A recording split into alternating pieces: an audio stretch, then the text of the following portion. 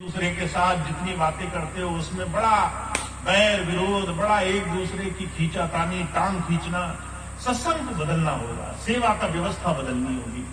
तो वो भाई पीछे जाकर कहते हैं भैया जी को कुछ नहीं पता है। ये इनके साथ जो दो चार लोग घूमते हैं ना, ये लोग समझाते हैं भैया जी को। भैया जी को पढ़ाया जाता है, समझाया जाता है, इसलिए ये बातें होती हैं। भैया जी कुछ नहीं जानते, भैया जी को कुछ नहीं, हम ज्यादा जानते हैं। हुजूर कहा करते थे तुम्हें पता नहीं चलेगा ये मैं कब तुम्हारे मन में बैठ जाएगा।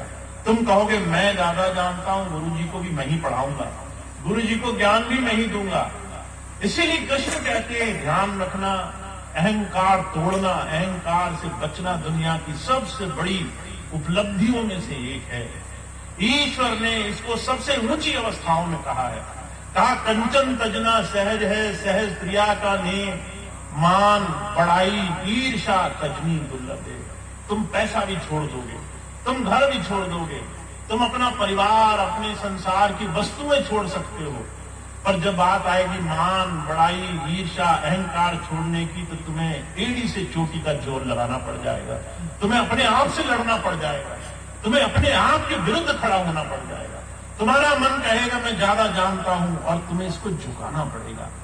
कृष्ण कहते हैं उद्धव से बीमारी और गरीबी तुम्हारे जीवन में तुम्हारी स्थिति पैदा करती, तुम्हें दिखाती है।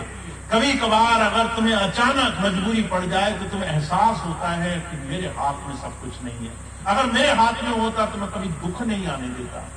अभी पिछले दिनों मुझे एक बहन जी मिली, मैंने उनसे कहा तुम नाम लेना चाहती हो, तुम्हें थोड़ा सा गुरु के मार्ग पर चलना पड़ेगा।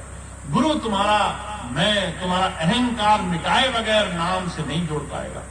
जब ये बात कही तो बहन जी कहने लगी कि भैया जी सारे काम जो भी हो रहे हैं मैं बड़ी मेहनत से कर रही हूं, फिर मेरे अंदर मैं कहां, अहंकार कहां रहा। तो मैंने उस बहन से कहा अगर तुम कर रही हो, अगर तुम्हारे करने से हो रहा है, तो आज से 10 दिन तक तुम मन में ये गांठ बांध लो कि आज से 10 दिन तक मैं कुछ भी नहीं करूंगी, जो भी मैं करती थी सब छोड़ दूंगी।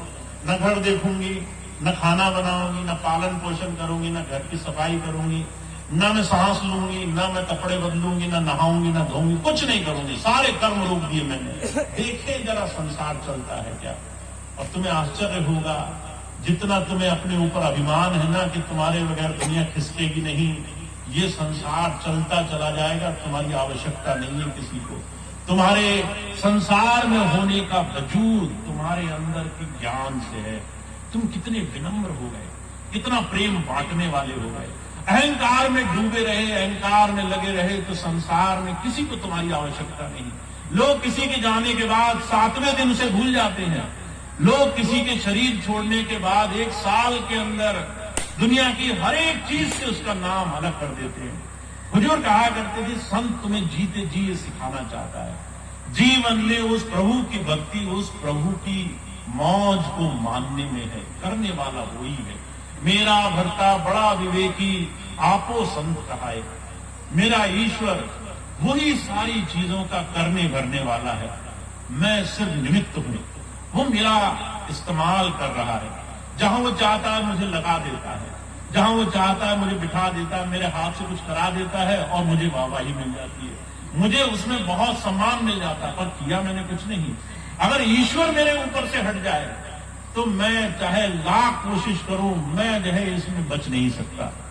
महाभारत काल का एक बड़ा सुंदर जिक्र आता है।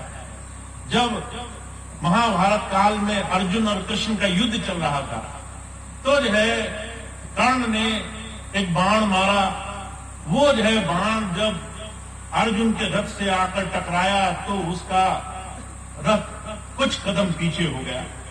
जब कुछ कदम पीछे हुआ तो अर्जुन को गुस्सा आया, उसने भी बाण चलाया। जब बाण चलाया तो जो है कर्ण का रथ लगभग 7 गज पीछे जाकर रुका। अब इतने में अर्जुन को अभिमान आ गया, छाती ठोक करके कृष्ण से कहते हैं देखा कृष्ण, मैंने जिसको तुम शूरवीर कहते हो, जिसके आगे तुम लोग झुकते हो, उसको मैंने जो है कितने कोस पीछे ढकेल दिया, और जब उसने मारा तो जो है 2 कदम मेरा रथ पीछे हुआ, और तुम नाहक उसके पीछे जाते थे।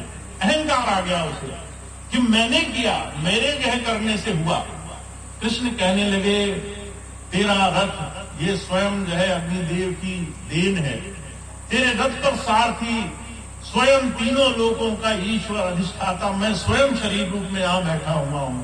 तेरे इस पूरे कवच के रूप में मैं यहां बैठ करके तेरी रक्षा कर रहा हूं। उसके बाद अगर सामने वाले